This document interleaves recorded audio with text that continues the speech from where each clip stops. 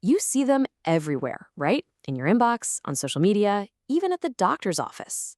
Questionnaires are just a part of our lives. But have you ever really stopped to think about what separates a simple list of questions from a powerful scientific tool? Well, today we're going to break down the science of asking the right questions. And for this explainer, we're diving deep into the research paper Questionnaire Designing and Validation from Abdul Momin Kazi and Warda Khalid at Aga Khan University. It's a fantastic guide.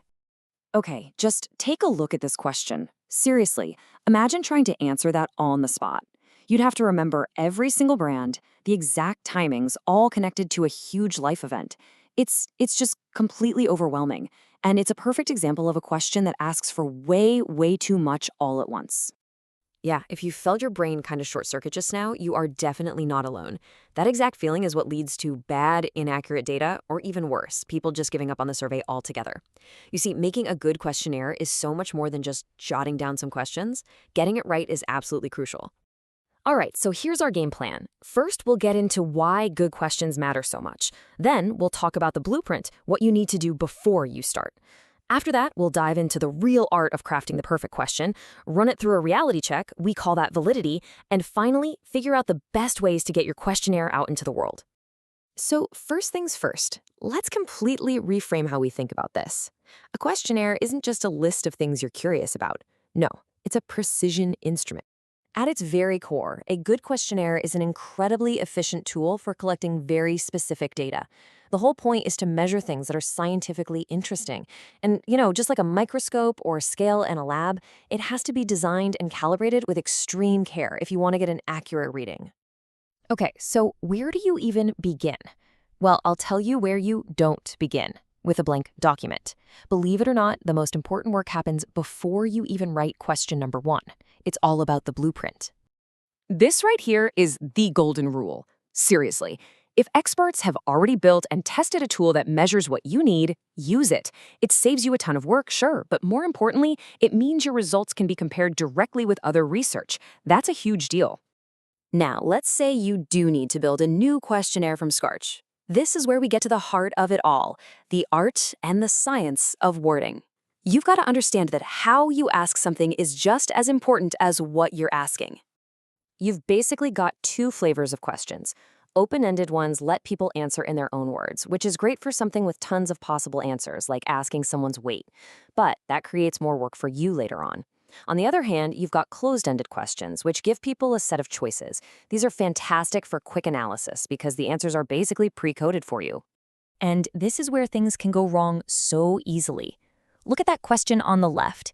It's not just asking if you smoked. It's asking you to do some mental math about your smoking rate over a specific time period. That's just too confusing. The solution? It's beautifully simple. Just ask, have you ever smoked? If you need more detail, you can always ask a follow-up question. Here's another classic trap, smashing 2 ideas into one question. This example asks about jogging and breathlessness at the same time. So if someone says no, what does that even mean? Do they not jog? Or do they jog just fine without getting breathless? You have no idea. The data is useless. By splitting it into one clear question, you get clean data every time. Ooh, this is a sneaky one. The question on the left isn't just asking, it's kind of judging. It implies that exercising for 20 minutes a day is the correct answer, and that can pressure people into not telling the truth.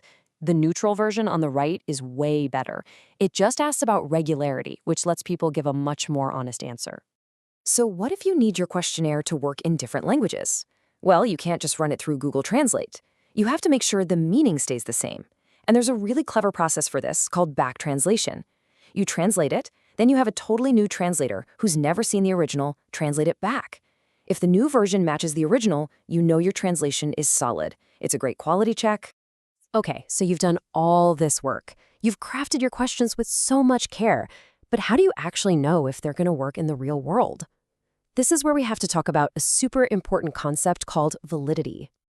To put it really simply, validity is all about accuracy. Does your questionnaire about depression actually measure depression? Or is it accidentally measuring something else, like anxiety or just general sadness? It has to hit the exact target you're aiming for. So what does a valid questionnaire actually look like? Well, according to the research, it boils down to these key things. It has to be simple and easy to use. The wording has to be super precise, with no room for confusion. It's got to be directly related to the problem you're studying and based on solid theory.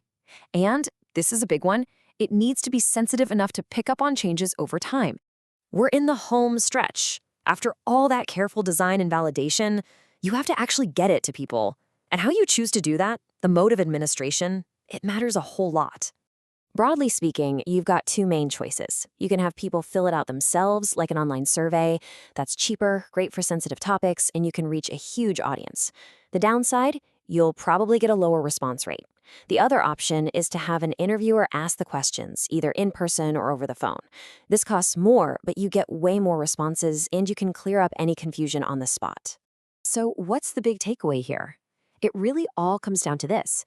Every single step in this process, from doing your homework at the beginning to carefully choosing your words, it all directly impacts the quality of the data you get in the end. It's the classic saying, garbage in, garbage out. You know, this quote from the source paper just sums it all up perfectly. A well-designed, valid questionnaire isn't about making your life harder. It's about reducing the effort in the long run and seriously boosting the credibility of your findings. It's about collecting data you can actually stand behind and trust. So, I want to leave you with this final thought. The next time you're asked to fill out a survey or a form, I want you to take a closer look at it. Will you see it as just a simple list of questions, or will you see it for what it truly is? A carefully crafted scientific instrument designed to capture a tiny little piece of the truth.